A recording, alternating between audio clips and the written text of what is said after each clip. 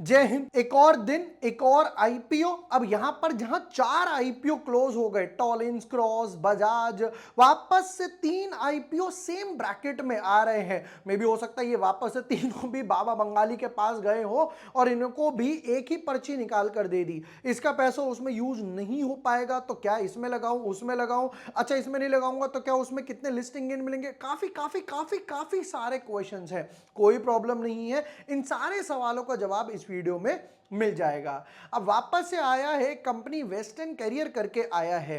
तो भाई क्या काम करते हैं, फाइनेंशियल्स क्या है, बिजनेस मॉडल क्या है, क्लाइंट्स कैसे हैं, उससे भी मोस्ट इंपॉर्टेंट कितना ओवर सब्सक्रिप्शन और कितना लिस्टिंग गेन हो सकता है।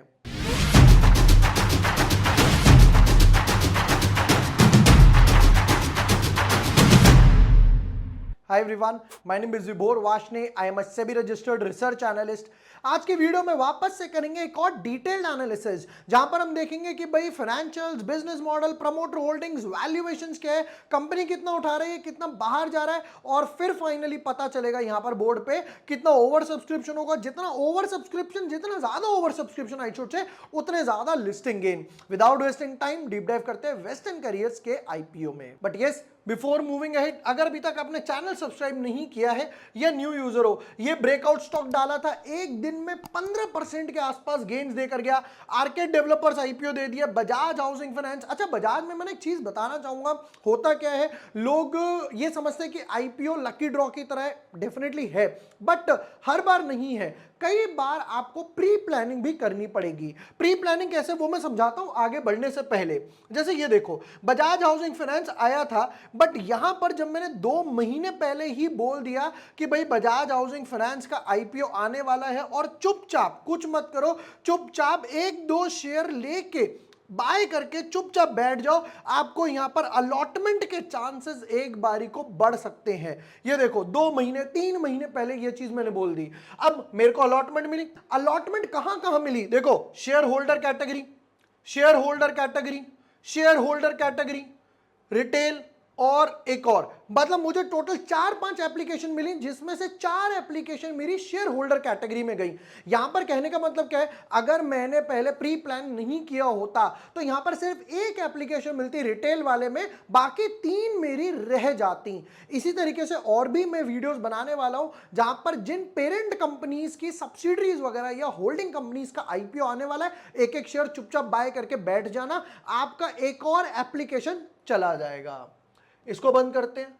अब आते हैं यहां पर, अगर यहां पर देखा जाए तो देखो, सेम ब्रैकेट में हुआ क्या, वेस्टर्न कैरियर ये आ रहा है 13 से 18, आर्केड 16 से 19। अब यहां पर क्या होगा, 16 से 19, 16 से 19, ये 18 को बंद होगा, तो इसके फंड्स आर्केड और नॉर्थन आर्क के लिए अवेलेबल नहीं होने वाले, इसलिए ये तीनों को सेम ब्रैकेट में कंसीडर करना पड़ेगा।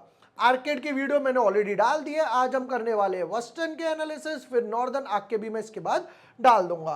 विदाउट वेस्टिंग टाइम शुरू करते हैं एनालिसिस। कंपनी के बारे में देखते हैं। मार्च 2011 की थोड़ी सी पुरानी कंपनी है western carriers limited. Is a multi modal rail focused 4PL asset light logistics company. ठीक है, मतलब मेन बात यह है कि as a name suggest carriers, तो करियर्स, लॉजिस्टिक्स, सामान लाना ले जाना, जो बड़े बड़े कार्गोज वगैरह होते हैं, उन सब में काम करती है। The company offers fully customisable multi modal logistics solutions encompassing road, rail, water, air transportation and a tailored range of value added services as well। मतलब रोड पर जाना है, रोड से नहीं जाना, ट्रेन से जाना है, ट्रेन से नहीं शिप से जाना है, शिप से नहीं एरोप्लेन से जाना है, ये कहते हैं हम सब कर देंगे, आप हमारे पास सामान लेकर आ जाओ बस। The company offers sectors such as metals, fast moving consumer goods, खाने पीने की सामान, pharmaceuticals, chemicals, engineering, oil, gas, retail, सब आ गया। अब आती है मेन बात, क्लाइंट कौन कौन है। अब यहां पे मार्क करना शुरू करते हैं जरा। Number 1, Tata steel. चलो जी, टाटा जी इनके क्लाइंट्स हो गए। हिंडाल्को हो गया, जिंदल स्टेनलेस हो गया, जेएसडब्ल्यू हो गया, भारत एल्यूमिनियम हो गया, वेदांता भी हो गया। फिर उसके बाद ये सारे मेटल्स के हो गए। अब हो गया हिंदुस्तान यूनिलीवर। फिर उसके बाद कोका कोला बेवरेजेस भी हो गया, टाटा कंज्यूमर यानी कि स्टारबक्स वगैरह। फिर उसके बाद गुजरात टी प्रोसेसर्स यानी वाघ बकरी, सीजी फूड्स वगैरह भी हो गया, ये सारे हो गए एफएमसीजी वाले। फिर उसके बाद Cipla materials chemicals and performance वगैरह हो गया, फिर उसके बाद आ गया प्राइवेट लिमिटेड सब्सिडरी ये मित्सुबिशी वगैरह की आ गई, हाल्दिया पेट्रोकेमिकल्स वगैरह आ गया, बट उससे भी इंपॉर्टेंट आया क्या नाम सामने, बीपीसीएल, और ये सब शीला फोम्स वगैरह, मतलब इनके पास सारे के सारे बी टू बी क्लाइंट्स है। वैसे भी आप कहोगे यार बी टू सी क्लाइंट, अब आप अपना एक पार्सल क्या भेजोगे, टीटीडीसी से भेज दोगे, ब्लू डार्ट से भेज दोगे, ये सारे वो फैसिलिटीज प्रोवाइड करती है, मेटल्स लाना है बाहर से, मेटल वगैरह आना है, ये कहते हैं हम सब लेकर आएंगे, आप हमारे पास आ जाओ। अब यहां पर एक अच्छी बात क्या है, एक बुरी बात क्या है। अच्छी बात यह है कि बी टू बी है तो ऑर्डर बुक हमेशा अच्छी होगी, उससे भी अच्छी बात टाइमली पेमेंट्स वगैरह हो जाएंगी, बट बुरी बात क्या है कि आप मार्जिन ज्यादा चार्ज नहीं कर सकते। मतलब ऐसे समझते हैं, टाटा स्टील अपने आप में इतनी बड़ी कंपनी, वेदांता ये वो, बीपीसीएल बाप ऑफ ऑल, तो ये बोलेंगे कि भाई देख मैं तुझे इतने पैसे दूंगा ये काम करने के, मेरा सामान लाने ले जाने के, अगर तुम इतने रेट में करते हो तो ठीक, वरना मैं कोई और ढूंढ लेता हूं, या मैं खुद ही पैसा लगाकर दूसरी कंपनी सेटअप करके ये भी काम कर लेता हूं। तो ये बोलेंगे वेस्टर्न वाले नहीं नहीं नहीं सर मैं कर दूंगा, आप मुझे थोड़े से पैसे ही दे दो, ये कहेंगे यार कुछ तो आ रहा है, something is better than nothing. तो यहां पर बी टू बी में ये प्रोज और कॉन्स रहते हैं, और बाकी सर्विसेज भी प्रोवाइड करती है, स्टीव डोरिंग हो गया, फिर उसके बाद चार्टरिंग सर्विसेज हो गया, Indian ports, coastal movements, cargo जो मैंने अभी आपको बताया, ठीक है, फिर उसके बाद रेल लोड मूवमेंट्स वगैरह हो गया। फिर कंपनी के पास अभी 1100 कस्टमर्स हैं, जिसमें मेन जो दिखाई दे रहा है वो बी टू बी और इनफैक्ट लिस्टेड कंपनीज है, 1350 कंपनी के पास क्लाइंट्स हैं। बिजनेस मॉडल डेफिनेटली अच्छा है, क्यों, क्योंकि जैसे जैसे ये इंडस्ट्री बढ़ेगी, मतलब टाटा मेटल्स बढ़ेगा, फिर उसके बाद गुजरात टी प्रोसेसर्स, बीपीसीएल की सब्सिडरीज वगैरह हो गए, शीला फोम वगैरह हो गया, दवाइयां, मेटल्स, विंदाल्को, ये वो, कोको कोला, ये जैसे जैसे ये कंपनी ग्रो करेगी तो ये कंपनी इनको काम पास ऑन करेगी, ओए मेरा माल और लेकर आ जल्दी से, मेरा एक और कार्गो आना है। तो यहां पर धीरे धीरे बिजनेस मॉडल और डेप्थ में जाता जाएगा। ऑलराइट, कुछ इंपॉर्टेंट डेट्स, फिर उसके बाद फाइनेंशियल्स, वैल्यूएशंस। आईपीओ 13 तारीख को ओपन होगा, फिर उसके बाद 14 तारीख 15 तारीख छुट्टी रहेगी, 16 17 18, अच्छा कई लोगों का डाउट आएगा 4 दिन के लिए, नहीं 4 दिन के लिए नहीं है, क्योंकि 16 को सेटलमेंट हॉलीडे है बैंक की, आईपीओ वैसे 3 दिन के लिए ही है। यहां पर अलॉटमेंट आएगी 19 तारीख को, रिफंड्स 20 तारीख, और लिस्टिंग होगी 23 तारीख को, 23 सितंबर। ऑलराइट, फेस वैल्यू 5 रुपए, फाइनली वापस एक और 1 2 5, यूजुअली मैं 10 रुपए की फेस वैल्यू पे फोकस करता हूं लिक्विडिटी की वजह से, बट ठीक है। प्राइस बैंड 163 172, हमें अप्लाई करना है 172, 87 शेयर्स का एक लॉट यहां पर बना हुआ है। टोटल इश्यू साइज कंपनी कह रही है कि मैं 492 करोड़ रेस करूंगी, 400 करोड़ जो है वो फ्रेश इश्यू है, मतलब कि 81% जो पैसा है वो कंपनी के पास जाएगा, सिर्फ 19% 92 करोड़ जो है वो ऑफर फॉर सेल यानी प्रमोटर्स या कोई सेलिंग शेयर होल्डर्स है उस पे जाएगा। बहुत अच्छा रेशियो है, बैलेंस रेशियो है, हमने अभी देखा 50-50 लेकर आ रहे हैं, 60-40 लेकर आ रहे हैं, बहती गंगा की छींटे अपने ऊपर ले रहे हैं, ये कहते हैं यार हमें 1-2 बूंद वगैरह ही चाहिए। रेशियो अच्छा है, क्योंकि 400 करोड़ जब कंपनी पे जाएंगे वो कुछ काम करेगी, क्या काम करेगी नीचे ऑब्जेक्टिव्स वगैरह में देख लेंगे। राइट, कितना आ गया ये, अच्छा पहले तो एक एक लॉट की वैल्यूएशन देखेंगे फिर उसके बाद जाएंगे। तो रिटेल वालों को बोलते हैं 14,964 एक लॉट के लिए जाएगा, फिर उसके बाद रिटेल वालों को बोलते हैं अगर आपकी 2 लाख तक एप्लीकेशन है तो 13 लॉट ही अप्लाई कर सकते हो, 2 लाख से ऊपर जाओगे तो 14 लॉट्स है। इन कैटेगरीज में यानी रिटेल, एचएनआई, एसएचएनआई, बीएचएनआई, इन सब में कोई लॉक इन नहीं होता है, जिस मूवमेंट लिस्ट हुआ आपकी चीजें बिंदास बेच सकते हो। क्यूआई भी एंकर कैटेगरी में यहां पर लॉक इन वगैरह रहता है। प्रमोटर जी हैं राजेंद्र सेठिया एंड कनिष्क सेठिया, में भी भाई भाई या बाप बेटे होंगे। 99.9 ऑलमोस्ट 100% इनके पास है, हो सकता है एक आधा % वगैरह का ईसॉप वगैरह बना दिया हो, ठीक है। कैटेगरी वाइज जरा एक बार पहले ये देख लेते हैं या मैं आपको समझा देता हूं, 1 मिनट। एंकर इन्वेस्टर्स यानी कि म्यूचुअल फंड्स वगैरह वालों को दे रहे हैं 30%, क्यूआईबी को दे रहे हैं 20% के आसपास, फिर एचएनआई कैटेगरी को दे रहे हैं 10%, और स्मॉल एचएनआई को 5%, और रिटेल वालों को दे रहे हैं 35%। तो अगर मैं अप्लाई करूंगा तो मैं इसमें अप्लाई करूंगा क्योंकि यहां पर 35 है। इफ वो तो अभी एंड में पता चलेगा फाइनेंशियल्स और बाकी चीजों के बाद। तो इन्होंने कहा कि भाई QIB का एंकर पोर्शन था 147.86, हमने पूरा का पूरा रेस कर लिया है। क्या कुछ नाम सामने है, देख लेते हैं। ये आ गई जरा QIB की लिस्ट, देखे जरा। Kotak business cycle, Kotak Mahindra, Nippon, Motilal, Aditya Birla, integrated code, PNB पारिबास भी आ गया, सिटी ग्रुप भी आ गया, ये वही है वो स्कैम 1992 वाला सिटी ग्रुप। फिर उसके बाद कॉप्टल भी आ गया, फिर BNB पारिबास, एस्ट्रॉन, सब ये यहाँ पर इतने इतने इतने इतने आ गए, 11 11 11 11 11 11 और इतने इतने इतने इक्विटी शेयर्स वगैरह इनको इस रेट वगैरह के हिसाब से मिल गए। ठीक है, एंकर बुक तो अच्छी लग रही है देखने में, इंडियंस भी हैं, बाहर के भी हैं। फाइनेंशियल्स पे बताओ कितना कमाते हो, कितना गवाते हो, क्या कुछ घर बचाते हो, लेके जाते हो।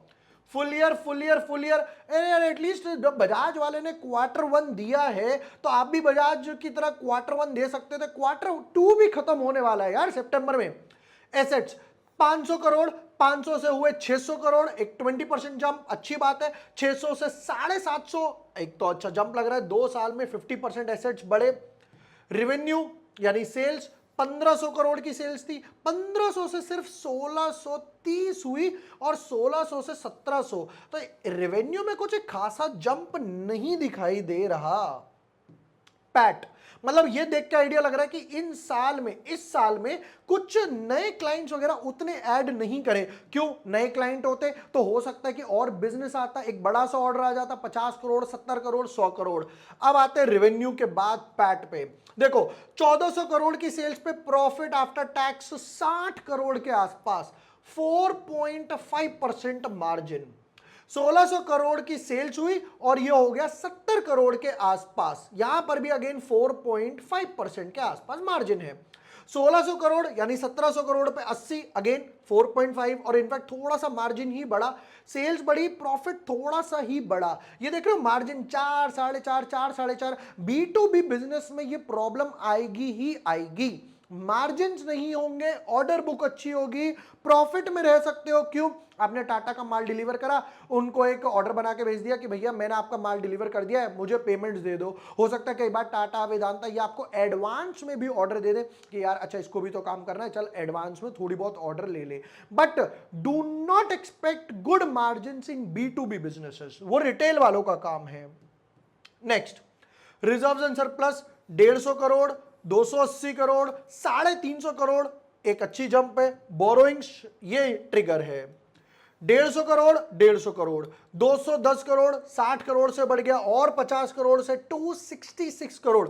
तो 2 साल में ये जो 100 करोड़ का डेट उठाया है ये यहां पे डेंट दे रहा है। कैसे? समझाता हूं।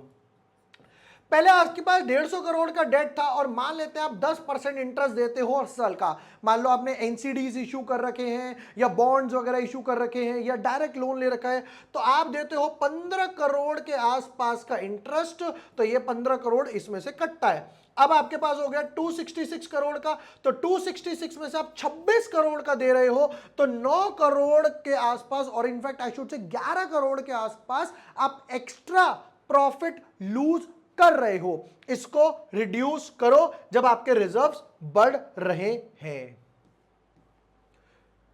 रिटर्न ऑन इक्विटी 22 अच्छा है, रिटर्न ऑन कैपिटल एम्प्लॉयड 29 अच्छा है, डेट टू इक्विटी अब जाके कम हुआ, 0.67 हो गया, पहले 1:1 के आसपास था, और प्राइस टू बुक वैल्यू 3.4, ये I should say low to average है, 3.5 के आसपास होती तो और फुल फोर्स में लगाते। अब बताओ पैसा किस किस लिए उठा रहे हो, क्या करोगे इतने धनराशि का? प्रीपेमेंट और scheduled repayment of a portion of a certain outstanding borrowings, यानी कि लोन के बाद जो पैसा बचा वो कहां लगाएंगे? Funding of capex. केपेक्स क्या होता है? कैपिटल एक्सपेंडिचर, जो छोटे मोटे खर्चे नहीं होते, बड़े खर्चे होते हैं, यानी कि land, building, assets, plant, tools, machinery, बड़े वाले खर्चे जो आपको आगे जाकर अच्छा खासा बिजनेस बनाकर देंगे। वर्किंग कैपिटल जो होती है वो डेली रोजमर्रा का काम होता है। तो ये क्या कहते हैं, क्या परचेस करना है? कमर्शियल व्हीकल परचेस करने हैं, 40 feet specialised containers and 20 feet normal shipping containers लेने हैं और रीच स्टैकर्स वगैरह लेने हैं। तो यहां पर ये जो चीज है, ये है असली केपेक्स, ये और ये असली केपेक्स है, क्योंकि जितनी और यहां पर कंटेनर्स वगैरह लगाएंगे, 40 फीट वाले, 20 फीट वाले बड़े बड़े कंटेनर्स लगाएंगे, तो माल एक बारी में चला जाए करेगा। अब आते हैं मेन बात पे और फिर मैं आपको इसको क्रक्स बताता हूं।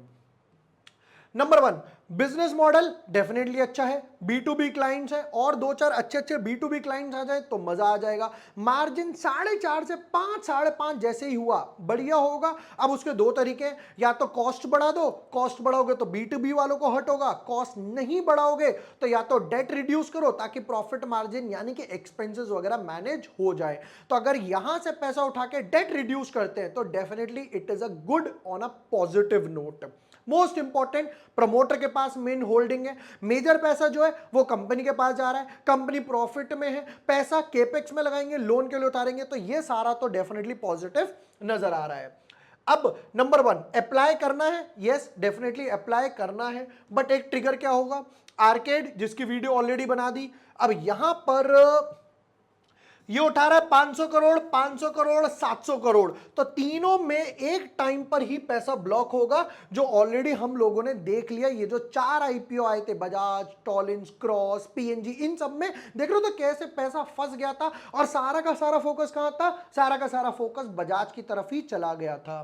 ठीक है, ओवर सब्सक्रिप्शन, लिस्टिंग गेन, अब ये चीज समझ लेते हैं, क्योंकि देखो आर्केड की तरफ थोड़ा सा ज्यादा झुकाव है, थोड़ा सा ज्यादा फोकस रहेगा, ऐसा नहीं है कि यहां पे नहीं रहेगा। एंकर बुक ऑलरेडी अच्छी भर चुकी है, मेरे हिसाब से what I expect is somewhat around 30 times के हिसाब से 30 टाइम्स प्लस ओवर सब्सक्रिप्शन होगा। डेट रिड्यूस करते हैं अच्छा खासा पैसा, ये जो इन्होंने बोला भी है कि भाई ऑब्जेक्टिव्स ये हैं, तो बहुत अच्छी पॉजिटिव बात है। यहां पर जो मैं एक्सपेक्ट करूंगा 15 to 30% के आसपास लिस्टिंग गेन होंगे, क्योंकि ग्रोथ एक अच्छी खासी चल रही है, एसेट्स में ग्रोथ चल रही है, प्रॉफिट भी 10% के आसपास बढ़ा, सेल्स उस हिसाब से नहीं बढ़ी, तो थोड़े से मार्जिन वगैरह बेटर हुए, लोन रिड्यूस करते और होंगे। मैं वेस्टर्न कैरियर में डेफिनेटली अप्लाई करने वाला हूं, मल्टीपल पैन अकाउंट से अप्लाई करूंगा, मल्टीपल डीमैट अकाउंट से, मतलब मम्मी के अकाउंट से, पापा के अकाउंट से, जैसा मैंने भी आपको दिखाया, भी मल्टीपल अकाउंट से अप्लाई करो, हो सकता है 1-2 लॉटरी आपके हाथ डेफिनेटली लग जाए।